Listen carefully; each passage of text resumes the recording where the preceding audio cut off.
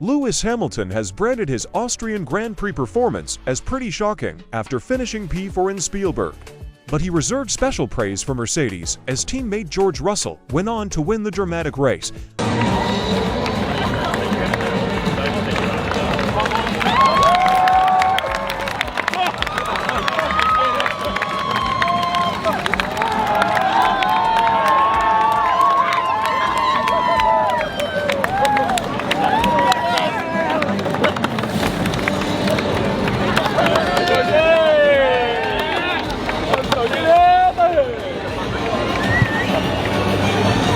While there was elation in one half of the Mercedes garage, as Russell picked up the pieces following Max Verstappen and Lando Norris's dramatic clash at the front.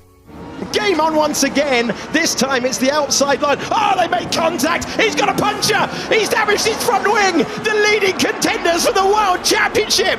Hamilton endured a challenging Grand Prix despite just missing out on the podium. The seven-time world champion started the race well, initially moving up to P4 past the Ferrari of Carlos Sainz and attacking Russell for P3. The pair briefly exchanging places on lap 3, but he was soon back down to P5 after being asked to give his position back to Sainz, with the stewards investigating the Briton for leaving the track and gaining an advantage at the race start. Things then got worse for Hamilton on lap 23 as he slid across the pit lane entry line on his way in for a stop. We're going to go on board with Lewis Hamilton heading to pit entry. Let's have a look.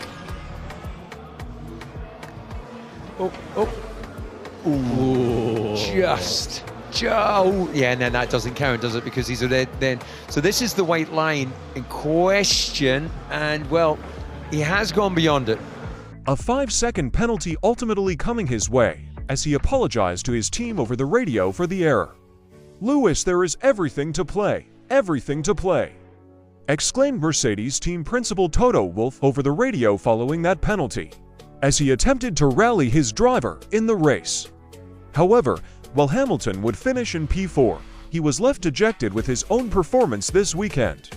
"Pretty shocking, but really happy for the team," he told Sky Sports F1 when asked to sum up the day. "Everyone at the factory has worked so hard this year to get a result like this. So big congratulations to the team and to George, and well deserved." Pushed on what he meant by pretty shocking, the Briton added, "Just me, been pretty all weekend. It's not for the lack of trying, but I'm just generally slow, and it's just not acceptable." Hamilton did also reveal that his race had been hampered after picking up damage on his W15 following the lap 1 move on the man he will be replacing at Ferrari next year, Sainz. "I had some damage on the car. I think Sainz and I touched," he said. "There's a mark on the side of the car, which is why I went wide in turn 1. But anyways, yeah, congratulations to George, one of those days." Despite Hamilton's disappointment with his personal performance in Austria, the weekend represented another significant step forward for Mercedes as they claimed their first win in 33 Formula One races, the last victory being Russell's triumph in the 2020 São Paulo Grand Prix.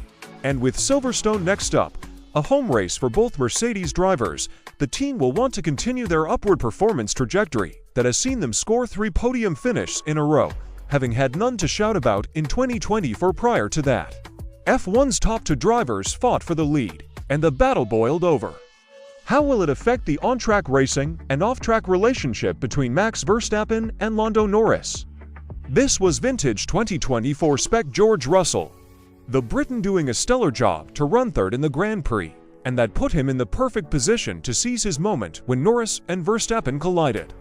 It was Russell's first victory of the season, his second podium in 3 Grands Prix, and Mercedes' first triumph since the 2020 São Paulo Grand Prix, which incidentally was Russell's first and only other victory in triumphing at the Red Bull Ring. Mercedes became the 4th different constructor to win in 2024, joining Red Bull, Ferrari, and McLaren, with Russell extending his lead over teammate Lewis Hamilton to 26 points in the drivers' standings. Instead, George Russell took his second career victory.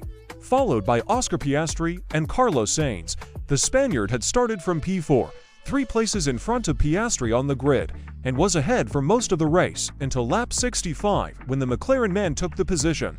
But could Sainz have stayed ahead and grabbed second place at the flag with a better strategy? Bernie Collins, former head of strategy for Aston Martin, investigates. Post your thoughts in the comments section below.